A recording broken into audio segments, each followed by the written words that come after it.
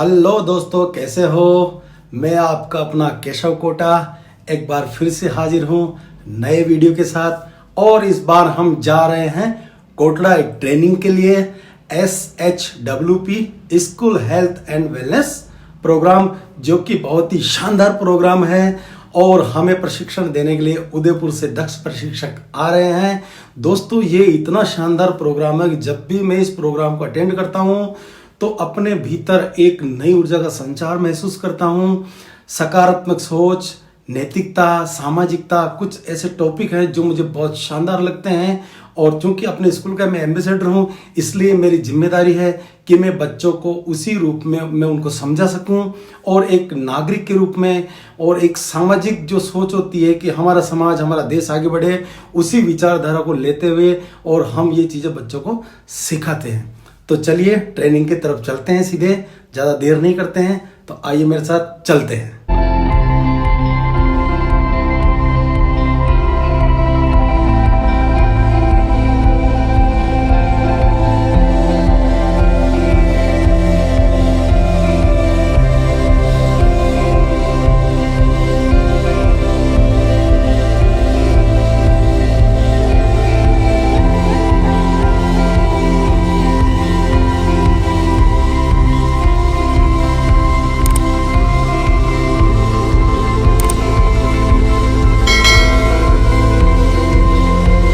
School शिक्षा से जुड़े हो बालक, जहाँ हेल्थ और वेलनेस की बात करता है ये कार्यक्रम।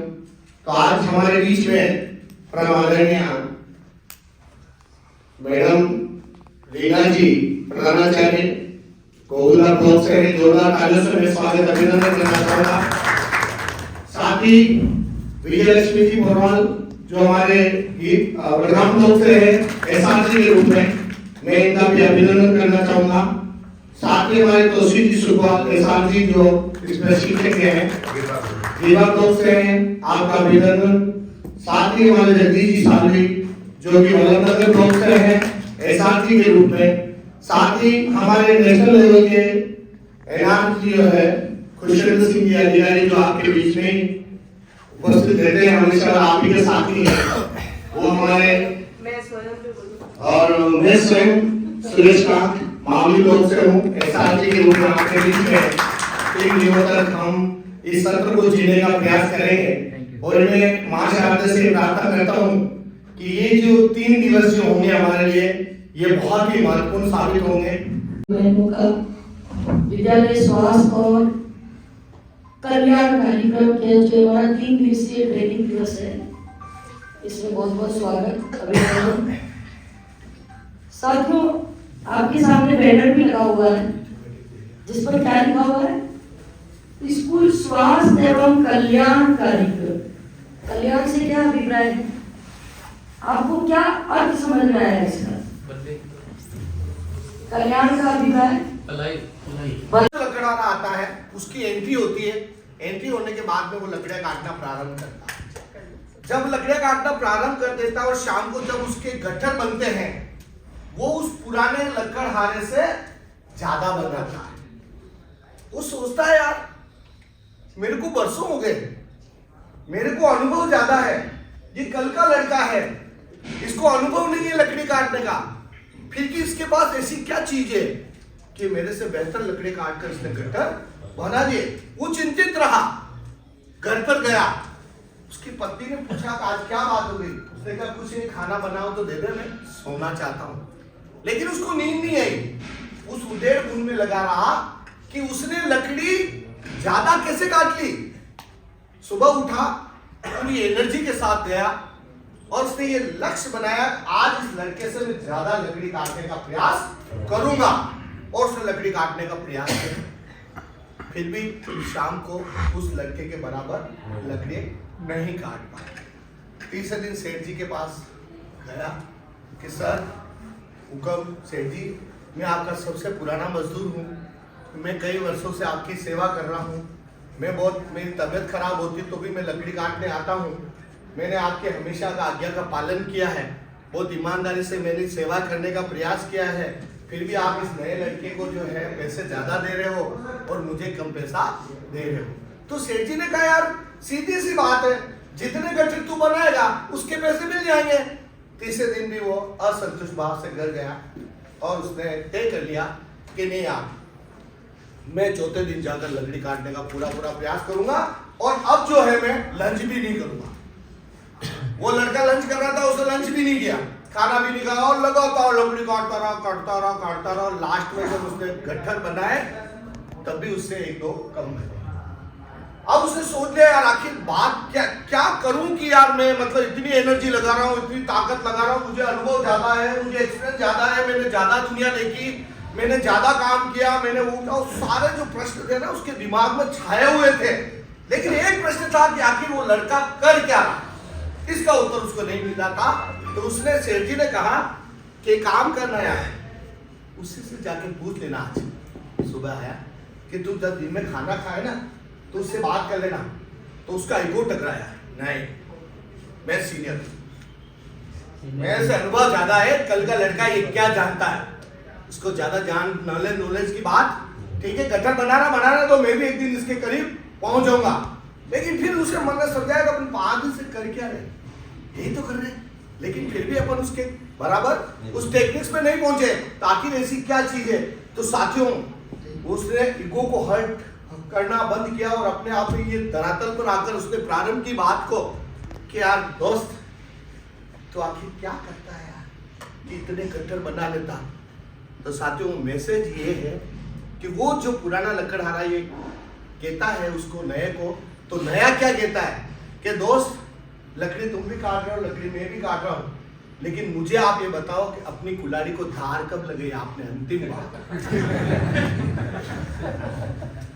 वो समझ में आ गया उसके पुराने लकड़हारे के कि मैं तो कुल्हाड़ी के धार ही नहीं लगा रहा हूं और लगाया धमाधम। और ये कहता है कि मैं एक गट्ठर बनाने के बाद मेरी कुल्हाड़ी को मैं धार देता हूं और धार देने के बाद मैं वापस काटना प्रारंभ करता हूं। साथियों ये प्रशिक्षण धार का काम करती है और शायद इसी वजह से हमारे चेहरे प्रफुल्लित रहते हैं कि नहीं हम कुछ नया करने का प्रयास करेंगे। बहुत बहुत धन्यवाद। सामाजिक वृद्धि, चाहे हम शारीरिक की बात करें, चाहे हम भावनात्मक की बात करें, चाहे हम सामाजिक वृद्धि की बात करें, वो किस स्टेज से जुड़ी हुई है, किशोरावस्था से जुड़ी हुई है। तीसरा और क्या खास बात है इस स्टेज में कि हमने इसी का चयन किया है, तनाव संघर्ष की अवस्था। देखिए इतने सारे परिवर्तन बालक के शरीर में भी हो रहे हैं, उसके मस्तिष्क में हो रहे हैं, उसके विचारों में हो रहे हैं, उसको अपने चारों का वातावरण क्या है अलग दिखने लग जाता है इस स्टेज पर आकर। तो इतने सारे परिवर्तनों को पहले तो उसको क्या करना है, स्वयं से संघर्ष करना है, अपने आप से भी संघर्ष करना है, क्योंकि शरीर में परिवर्तन हो रहे हैं तो वो स्वयं से संघर्ष कर रहा है और किससे संघर्ष कर रहा है, अपने चारों ओर की कम्युनिटी या अपने वातावरण से भी संघर्ष कर रहा है। तो देखिए परिवर्तन की अवस्था हो गई, भविष्य निर्माण की अवस्था हो गई, है ना, वृद्धि की अवस्था हो गई और संघर्ष या तनाव की अवस्था हो गई। तो जिसमें इतनी सारी बातों का समावेश है, इसलिए इस अवस्था को इस कार्यक्रम के लिए क्या किया गया, चुना गया, क्योंकि इन बच्चों को जैसा भी हमारे इस कार्यक्रम का मुख्य उद्देश्य 2018 में कार्यक्रम किया गया चिकित्सा विभाग को, आपने सुना होगा राष्ट्रीय बाल स्वास्थ्य कार्यक्रम, राष्ट्रीय किशोर स्वास्थ्य कार्यक्रम चल रहे कई सालों से, चिकित्सा विभाग चला रहा है प्रोग्राम को कई सालों से। तो जब 2018 में ये जिम्मा चिकित्सा विभाग को दिया गया, सर खाली एक फिजिकल चीज को देखते कि शारीरिक रूप से कौन व्यक्ति कितना बलिष्ठ है या कौन व्यक्ति कितना कमजोर है। तो कोई भी व्यक्ति जो न केवल शारीरिक बल्कि मानसिक, भावनात्मक, सामाजिक सभी जो स्वास्थ्य के पहलू है, जब इन सभी तरह से क्या होगा, कोई व्यक्ति मजबूत होगा तो ही हम उसको क्या कह पाएंगे कि ये हेल्दी व्यक्ति श्रेणी में आ रहा है। कल्याण कार्यक्रम आ जाएगा नाम और नीचे 11 थीमेटिक एरिया आ जाएंगे। आपके ग्रुप में एक बार पोस्टर शेयर भी कर देंगे। दूसरे पोस्टर पर आपके विद्यालय के दोनों HWA का नाम आएगा कि भाई इस विद्यालय में एम्बेसडर के रूप में कौन दो शिक्षक कार्य कर रहे हैं, उनके विद मोबाइल नंबर, ताकि कोई भी बच्चा है, कोई भी अभिभावक जिसे इस तरह की समस्या हो डायरेक्ट आकर आपसे संपर्क कर सके। तीसरे पोस्टर पर हमें क्या लिखवाना है, 14 या 6 जितने भी हमारे पास हेल्थ मैसेंजर है HWA में, उन सभी का कक्षा वाइज नाम हमें उसमें लिखवा। आयुष्मान भारत जैसे नाम से ही वजह से आयुष्मान शब्द का अर्थ क्या होता है? हाँ सर, अच्छा स्वस्थ होता है आयुष्मान कार्ड। और कोई लंबी उम्र, यानी हमारी भारत की लंबी उम्र हो, दीर्घायु हो, युगों युगों तक भारत का नाम रहे। अब मैं एक बात पूछना चाहूंगी, हम भी किसी को पैसे देते हैं तो हम कहते हैं आयुष्मान रहो, आयुष्मान करो, लेकिन क्या यदि कोई बीमार होता है तो आयुष्मान रहना चाहता है? बीमारी में अपनी दीर्घायु चाहता है? कोई भी नहीं चाहता है। तो हमारा भारत दीर्घायु तक रहे, आयुष्मान रहे, लेकिन स्वस्थ रहे। लेकिन यदि हम भारत देश की बात करें तो भारत में हमारे 50% से ज्यादा एडोलेसेंट ऐसे हैं आजकल जो ऐसी आदतें, ऐसा व्यवहार, ऐसी जीवन शैली से जुड़े हुए हैं जो उन्हें असंक्रामक रोगों की तरफ ले जा रहे हैं, नॉन कम्युनिकेबल डिजीज की तरफ ले जा रहे हैं। भारत की बात करें तो भारत में आज के जमाने में यदि कहा जाए तो असंक्रामक रोगों से होने वाली मृत्यु में डे बाय डे बढ़ोतरी हो रही है। तो ये असंक्रामक रोग में बार बार कह रही हूँ, क्या है ये असंक्रामक रोग? कोई भी क्या होते हैं असंक्रामक रोग? जो एक व्यक्ति से दूसरे व्यक्ति में नहीं फैल रहे हैं, लेकिन फिर भी हमारे भारत में बहुत तेजी से ये फैल रहे हैं और इनमें होने वाली मौतों में भी वृद्धि हो रही है। ये किसी वायरस से नहीं फैल रहे, लोगों को मलेरिया हो जाता है, टाइफाइड हो जाता है किसी वायरस के द्वारा। यह संक्रमण किसी एक व्यक्ति से दूसरे व्यक्ति में हो जाता है, लेकिन ये बिल्कुल नॉन कम्युनिकेबल डिजीज है, किसी एक से दूसरे में नहीं हो रही है, लेकिन फिर भी बहुत तेजी से बढ़ रही है और इसलिए होने वाली मौतों में भी वृद्धि हो रही है। तो वो कौन सी बीमारियां हैं, वो कौन से रोग हैं संक्रामक रोग? बीपी, हार्ट अटैक, डायबिटीज, मोटापा। आप भी सुन रहे होंगे, अभी हमारे आसपास में बहुत सुनने को मिल रहे हैं। पिज़्ज़ा, कुरकुरे, समोसा, कचौड़ी, चाउमीन, पनीर चिली और मैगी, मोमोज।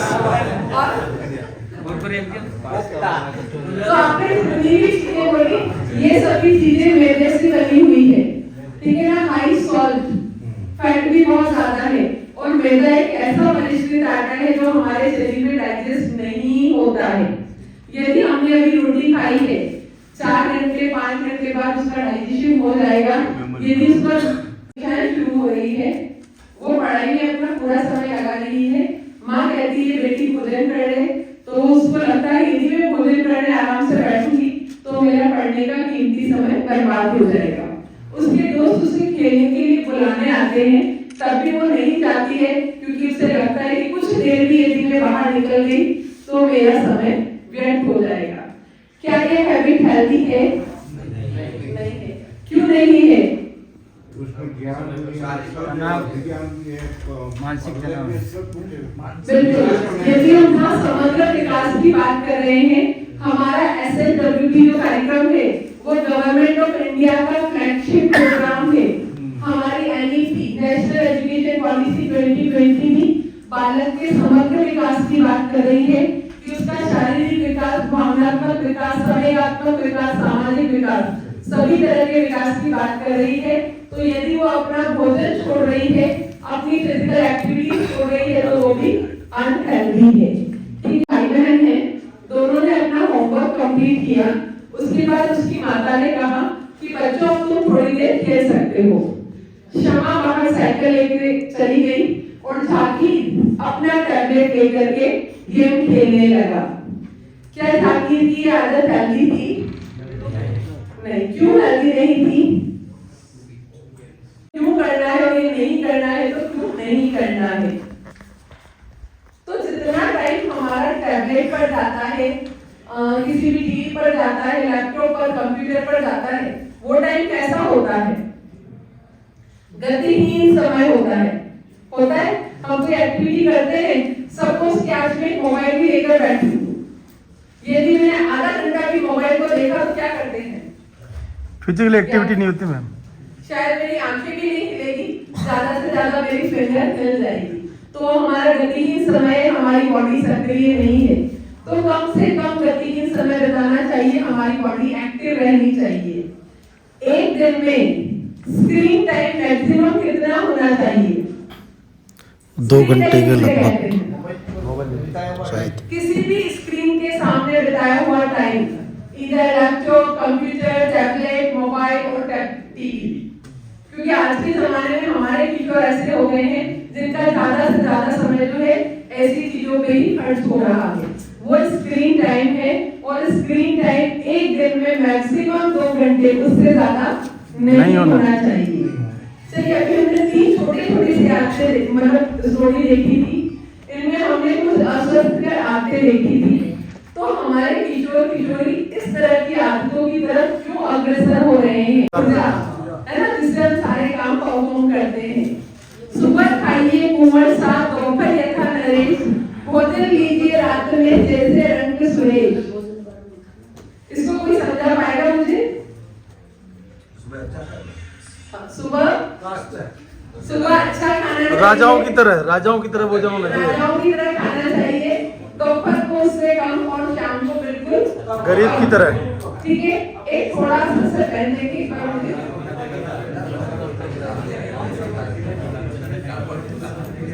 लेकिन हमारा जो रूटीन है या हमारे टीचरों का जो रूटीन है क्या होता है? ब्रेकफास्ट तो बिल्कुल हमारा छोटा सा होता है, तो ठीक है, वो विषैली गैसेस पैदा करता है और उन गैसेस से 103 प्रकार की बीमारियों का जन्म होता है। कोई कहता है गैस हो रहा है, कोई पित्तल हो रहा है, कोई एसिडिटी हो रही है, हैवीनेस लग रही है, जो भी है वो सब उस भोजन की वजह से है। चलिए, लेमन एक ऐसा भोजन बता दे जिसका टेस्ट एसिडिक है, लेकिन उसकी जो कैरेक्टरिस्टिक्स है वो एल्कलाइन है, वो क्षारीय होता है। नींबू में एंटीऑक्सीडेंट्स होते हैं जो आपकी बॉडी के टॉक्सिन्स को साफ करते हैं। नींबू हमारे भोजन में अवश्य होना चाहिए। एक वॉशिंग मशीन है जिसमें आपको कपड़े धोने हैं, आपने पानी भर दिया है और कपड़े डाल के चला दिया है, लेकिन वॉशिंग पाउडर नहीं डाला है, क्या आपके कपड़े क्लीन हो जाएंगे? नहीं होंगे। वैसे यदि हमारी बॉडी में लेमन नहीं जाएगा, नींबू नहीं जाएगा, तो बॉडी की सफाई नहीं होगी, टॉक्सिन्स रिमूव नहीं होंगे। हाँ, तो हम बात कर रहे थे एल्कलाइन डाइट की। सर की धर्मपत्नी ने घर पे जो खाना बनाया है वो भी एसिडिक है, सर की सुपुत्री ने जो बनाया होगा वो भी एसिडिक है। तो एल्कलाइन डाइट क्या है? यस सर, सबसे पहले खीरा एल्कलाइन डाइट मैं मान रही हूँ। और भोजन के साथ सलाद लेना जरूरी है। बिल्कुल सर, सलाद बिल्कुल राइट। चलिए, इसको बहुत सिंपल भाषा में बोलते हैं, भगवान ने जो कुछ बनाया है वो सब कुछ एल्कलाइन है, क्षारीय है। हमने जो कुछ पकाया है वो सब एसिडिक है। ठीक है, तो भगवान ने जिस रूप में भोजन को बनाया है, जितना ज्यादा संभव हो उसे उसी रूप में सेवन कर लिया जाए तो हमारे शरीर के लिए बहुत अच्छा होता है, हमारे शरीर की क्षारीयता बढ़ती है और शरीर जो है स्वस्थ रहता है। मैम, मुंह की जो लार होती है ना, वो नेचुरल सबसे ज्यादा क्षारीय होती है। बिल्कुल सर, इसकी बात भी हम करेंगे जब हमारी पानी वाला हम ऐसे अभी आगे पढ़ेंगे। मुंह की लार हमारे शरीर के लिए बहुत ज्यादा लाभदायक होती है, उसमें भी एंटीऑक्सीडेंट्स होते हैं, वो भी क्षारीय होती है।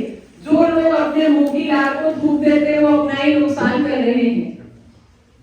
एक स्वस्थ इंसान की बात करें तो एक स्वस्थ इंसान के शरीर में प्रतिदिन 1 से 2 लीटर तक लार बनती है, और वो लार जो है भोजन के डाइजेशन में भी बहुत मदद करती है और शरीर के टॉक्सिन्स को रिमूव करने में भी बहुत मदद करती है। तो ज्यादा से ज्यादा हमें एल्कलाइन डाइट लेनी चाहिए। भोजन के तुरंत क्यों नहीं पीना चाहिए? हम कहते रहे सुनते हैं, हमारे बड़े बुजुर्ग भी कहते हैं, सब लोग कहते हैं भोजन किया है अभी पानी नहीं पीना है। पेट के में एंजाइम्स प्रभावित होते हैं उससे, तो बिल्कुल, जो पाचन क्रिया है वो मंद हो जाती है। प्रभावित होते हैं। कैसे प्रभावित होते हैं सर?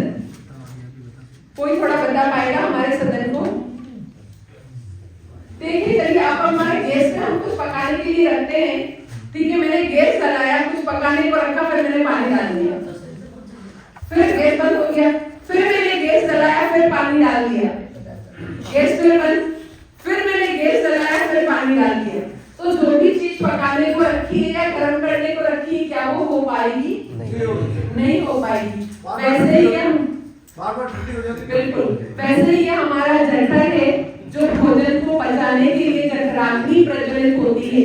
नाम जठराग्नि इसका मतलब नहीं है कि अंदर आग प्रज्वलित होती है, वो पाचक रस हमारे आमाशय में निकलते हैं। जैसे ही भोजन का पहला बाइट हमारे मुंह में जाता है, हमारे आमाशय में पाचक रस जो है निकलने लगते हैं, जो उस भोजन के पाचन का कार्य करते हैं। लेकिन जब हम क्या करते हैं, थोड़ा खाना खाया, पानी पी लिया, वो पाचक रस निकल गया। फिर खाया, फिर थोड़े पाचक रस हुए, फिर पानी पी लिया, फिर खत्म। या फिर पूरा भोजन किया, उसके ऊपर गड़गड़ पानी पी गए, आपकी जठराग्नि बिल्कुल शांत हो गई, आपका वो भोजन डाइजेस्ट नहीं होगा। और जो डाइजेस्ट नहीं होगा तो क्या होगा? सड़ जाएगा। और सड़ जाएगा तो क्या होगा?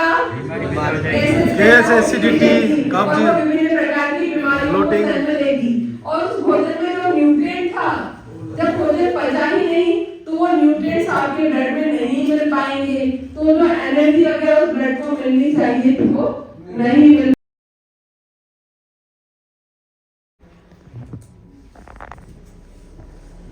अगेन अभी उधर सर ने कहा था कि हमारे मुंह पे जो लार होती है, वो लार हमारे शरीर के लिए बहुत फायदेमंद होती है। लार क्षारीय भी होती है, और जब रात भर हम सोए रहते हैं तो मुंह में लार इकट्ठा हो जाती है। बातचीत करते हैं कि भावनाओं को कभी दबा के नहीं रखना चाहिए, भावनाएं खुलकर प्रदर्शित करनी चाहिए, लेकिन उन प्रदर्शन का तरीका क्या हो, कैसे बैलेंसिंग वे में, कैसे मैनेजमेंट हो भावनाओं को एक्सप्रेस करने का। तो ये जो पूरा मैनेजमेंट है ना, ये मैनेजमेंट हमारे केवल कार्यों का ना हो, केवल बजट का ना हो। एक घर की गृहस्थी बिगड़ जाती है जब हमारा जो मुखिया है ना, उसको बैलेंस करना नहीं आए, है ना, आय व्यय को, पैसे का बैलेंसिंग ना हो, गड़बड़। एक विद्यालय का संचालन, प्रिंसिपल का पूरा मैनेजमेंट यदि ना है तो वो भी ठीक से जो है, मनुष्य जो है वो यदि भावनाओं को बैलेंस करना सीख जाता है तो वो जीवन में कभी भी सामने वाले की भावनाओं को भी बेहतर तरीके से समझने में काबिल हो जाता है। और जब सामने वाले की भावनाओं को हम समझ सकते हैं तो हम अपनी भावनाओं को भी बेहतर तरीके से प्रदर्शित कर सकते हैं। तो साथियों, हम इस मॉड्यूल को थोड़ा सा बातचीत करके समझने की कोशिश करते हैं। जो सिटी में कार्यरत है वहाँ पर आती हूँ, और कुराबड़ से आती हूँ, और कुराबड़ से जब हम सिटी की तरफ आते हैं, उदयपुर शहर की तरफ, तो प्रताप नगर चौराहा पड़ता है, जो आपको पता है कि बहुत ज़्यादा व्यस्त चौराहा है, और आए दिन वहाँ पर जाम लगता रहता है।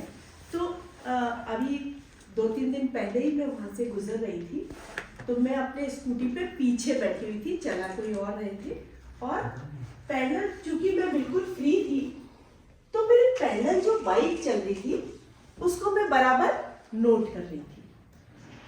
और चूंकि मेरे पास और कोई काम ही नहीं था और वहाँ पे काफी भीड़ थी, तो जिस तरह से हम पैदल चल रहे थे तो शायद मुझे पूरी की पूरी उनकी बातचीत अच्छे से नोटिस कर रही थी।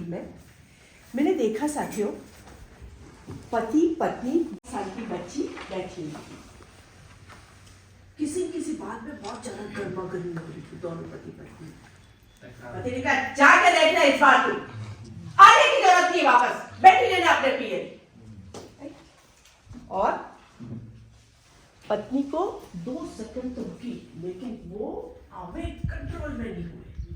वो जो भावनाएं थी ना, वो कैसे कह दी ये बात, और उसने तुरंत से कहा, पता चल जाएगा, आना मत, 10 दिन में पता चल जाता है जब मैं पीरियड जाती हूँ, 2 दिन में पता चल जाएगा रोटियां कैसे आती है ना।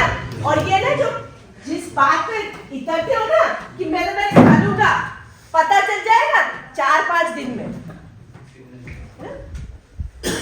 और जैसे ही भावनाएं किस तरह से पत्नी की रिलीज होती है, तो आपको क्या लगता है, पति को गुस्सा आ रहा होगा ना वापस भी?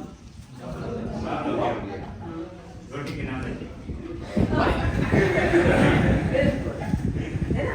क्योंकि यहाँ पे तो ठेस लग रही है अपनी पर्सनालिटी की, है ना? कि यहाँ चैलेंज मुझे किया जा रहा है, एक पुरुष को चैलेंज किया जा रहा है ना? तो वो जो सज्जन थे वो भी बहुत ज्यादा आक्रोशित हुए उस बात से, और जैसे थोड़ा सा भीड़ कम होती और वो सज्जन और तेज चलाते, तो वो जो और उनकी बातचीत में देख रही थी मैं, वो जब जब बात कर रहे थे तो उनका जो सेंसेशन है ना इस तरह से दिख रहा था। आपको क्या लगता है, ये इस तरह की जो उनकी बॉडी लैंग्वेज थी, क्या भावनाएं आ रही थी उनमें? बोलते वक्त एकदम क्रोध, एग्रेसिव, तो और जब भी पति बहुत तेज बोल रहे थे तो पत्नी को भी उतनी तेज गति से गुस्सा आ रहा है। अब साथियों यहाँ पे हमने 3 चीजें देखी, 3 कैरेक्टर थे, और एक के गुस्सा आ रहा था। हमने शरीर के संकेत क्या कहते हैं, हमारा शरीर हमें क्या संकेत दे रहा है। जब हमें कोई भावना आती है तो हमारा शरीर हमें क्या संकेत देता है, उन संकेतों को हमें पहचानना आना चाहिए कि क्या संवेग है जो रिलीज हो रहे हैं। इस तरह का एनवायरनमेंट हो कि एक दूसरे की भावनाओं को पहचानना हमें आए और उसके अकॉर्डिंग हम काम कर सके। जैसे मैं अपनी ताकतों और सीमाओं को जानती हूँ, ये कौन सी स्थिति है हमारी, मेरी क्या स्ट्रेंथ है, इसको मैं जानती हूँ, मुझे पता है कि मैं क्या कर सकती हूँ। ये कौन सी है, आरोग्य की स्थिति है या संकट की स्थिति है? आरोग्य। पिछले माह से मुझे ऐसा लगने लगा है कि मैंने हर चीज में रुचि खो दी है। पिछले कई माह से लग रहा है, पिछले कई महीनों से लग रहा है, पिछले महीने से लग रहा है।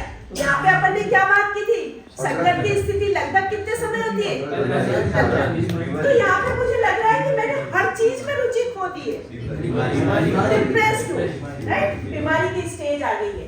मैं किसी भी नई स्थिति में आराम से एडजस्ट हो जाती हूँ, आरोग्य की स्थिति में। मैं कभी कभी बहुत उलझन से महसूस करती हूँ कि मुझे क्या करना चाहिए। मैं जब भी मैं दुखी या चिंतित होती हूँ तो मुझे ऐसा लगता है कि मैं बहुत ज्यादा अपने आप को चोट पहुंचाऊं, बीमारी की स्थिति, मतलब ऐसी स्थिति आ गई है कि मैं खुद को मारने की, तनाव तो है लेकिन तनाव भी इतना बढ़ गया है कि वो बीमारी मैं कोई भी चैलेंजिंग सिचुएशन है उसको हैंडल करने में सक्षम हूँ। आरोग्य। मैं पिछले 2 दिनों से उदास महसूस कर रही हूँ क्योंकि मुझे अपनी बहन की बहुत याद आ रही है जो पढ़ाई करने के लिए दूसरे शहर में गई हुई है। मैं उदास रहती हूँ, संकट की स्थिति, राइट। और मुझे बहुत घबराहट होती है कि मैंने स्कूल जाना बंद कर दिया है, बीमारी की स्थिति, क्योंकि स्कूल जाना बंद कर दिया है। इसने बोला भाई सिगरेट पी के बड़ा होगा, या और कोई स्थितियां हो सकती है क्या शराब के अलावा? किसी ने कुछ सरस है, गांजा है, गांजा, किसी ने कुछ बोल दिया होगा इसलिए वो स्कूल नहीं आ रहा हो।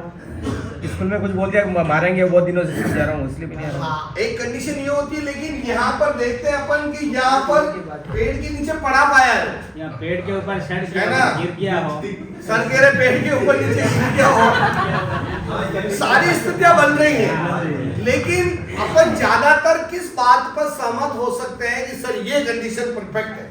मादक पदार्थ। ठीक है सर, मान गए ना अपन।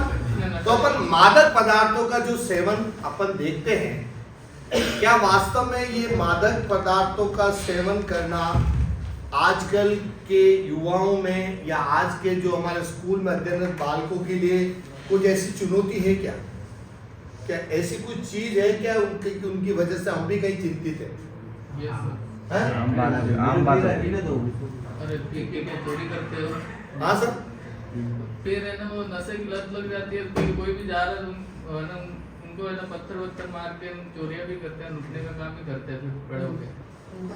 मैं जहां तक समझ पाता हूं कि उदयपुर जिले के कोटड़ा ब्लॉक में शायद ये सत्र संचालन करना बहुत जरूरी है, क्योंकि इस दौर से हम सभी गुजर रहे हैं कि ऐसी स्थितियां जब अपन फेस करते हैं तो वहां पर स्थिति क्या हो जाती है, गड़बड़ा जाती है। अच्छा से अच्छा टैलेंटेड व्यक्ति भी एक बार मार खा जाता है कि इस स्थिति से कैसे फेस करें। तो मैंने आपके ग्रुप में कुछ केस स्टडी दे रखी है, आप ग्रुप खोलोगे तो आपको केस स्टडी मिलेगी।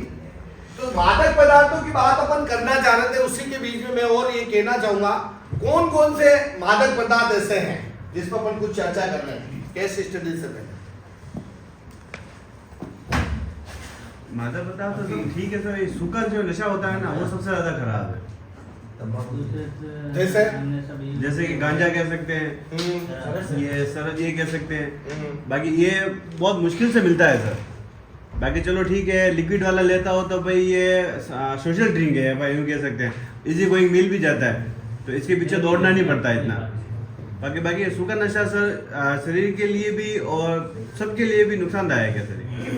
लेकिन आपने देखा होगा कि जो इन नशे के आदी होते हैं इनको बहुत इजी प्रोसेस में आ जाता है ये काम। आपको आप ढूंढने जाओगे कि मैं मुझे अमल का नशा करना है, आपको अमल नहीं मिलेगी। अफीम जो है वो आपको सरलता से सुलभ नहीं होगी, लेकिन आप देखोगे कि जो अफीम का सेवन करने वाला व्यक्ति होगा उसको अफीम बहुत इजी वे में उसके पास पहुंच जाएगी। सर लाइक कुत्ता की तरह होता है। अगर किसी बालक को ये प्रेरणा दे रहे हैं या हमारे क्षणिक स्वार्थ के लिए हम उस बालक का उपयोग इस ढंग से कर रहे हैं कि वो बालक हो सकता है कि कल वो इस लत में आ जाए और वो एक नशे की लत का आदी हो जाए और वो एक अच्छा नागरिक बनने जा रहा था, उसको अपन ने क्या करा अपने स्वार्थ के लिए। माना कि किसी ने ये कहा कि चलिए 70 रुपए ले जा और वो आइटम लिया, 10 रुपए तेरे, क्या वो बच्चा जाएगा कि नहीं जाएगा? क्या करा आपने? उसको 10 रुपए का क्या करा आपने? प्रलोभन दिया।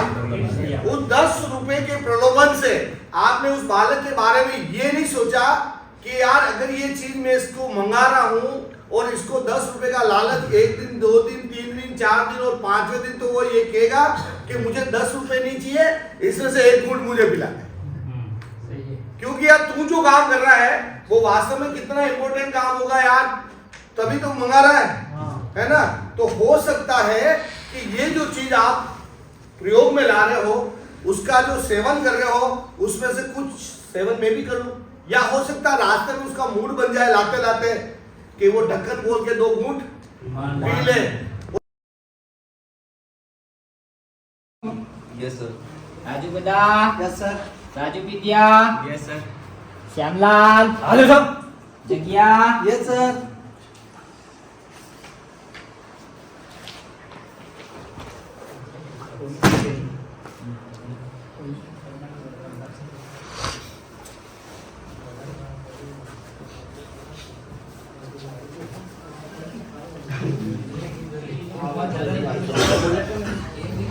जल्दी आओ।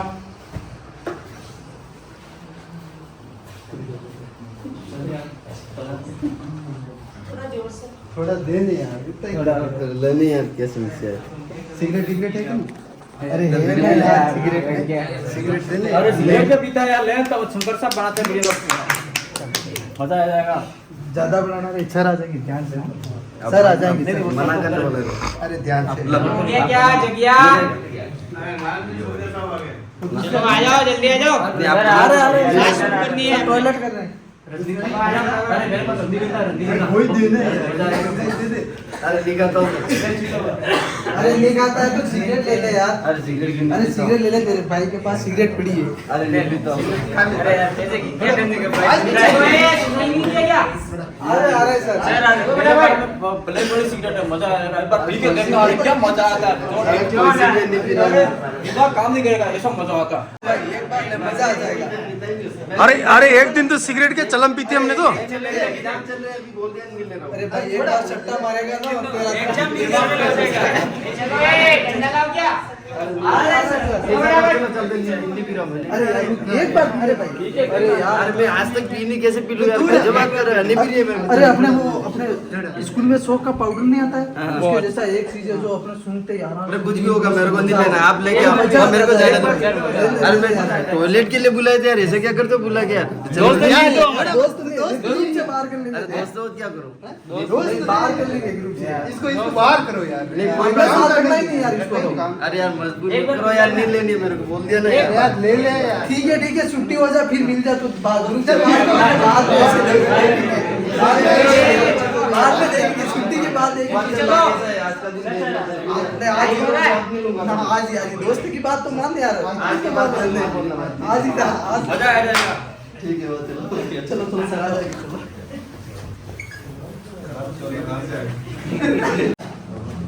अरे ये आजकल चल क्या रहा है ये सब ग्रुप में जाते हो खसर फसर करते हो बहुत टाइम लगाते हो वहाँ क्या चल रहा है ये गजब खराब हो गया यार मेरे घर वाले जान जाएंगे पता लग जाएगा मैंने क्या कर दिया दोस्त क्या देख क्या है मन में क्या है खड़ा हो जा चल नहीं सर कुछ नहीं क्या है बता मुझे बता चल खड़ा हो जा सर कुछ नहीं खड़ा हो जा नहीं सर कुछ नहीं अरे बता दे नहीं अरे बता दे क्या है मेरे को तो बता कुछ नहीं कह रहा सर ये डरता है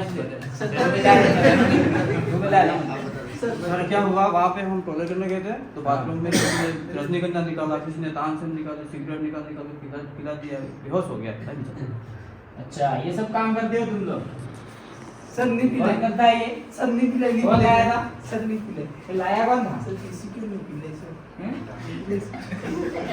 ये कैसे बोल रहा है सर ये झूठ बोल रहा है सर कैसे बता रहा है सब पीते के सही बात है रे सर तो फिर पीते ही पता ही नहीं नहीं तो फिर रोज बाहर कैसे जाते हो प्रार्थना के बाद रोज चले जाते हो तुम सर टॉयलेट में ये सब पीते हैं सब मार्केट से डर रहे हैं ये सब पीते हैं सही बोलो सच बताओ क्या है खड़े हो जाओ तुम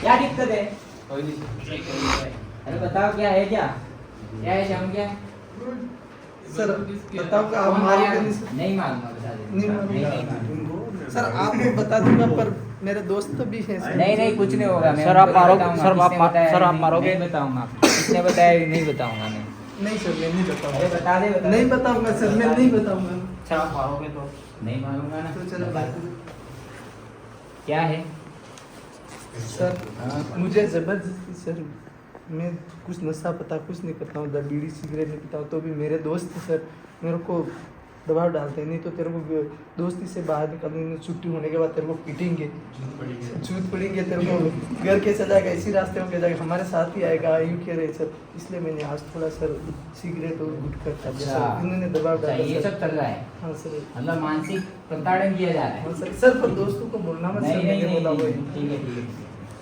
हाँ तो क्या है नशा कर रहे हो ये सुनने में आया है हैं? शिकायत बहुत आ रही है सुधर जाना टांगड़े तोड़ दूंगा नहीं तो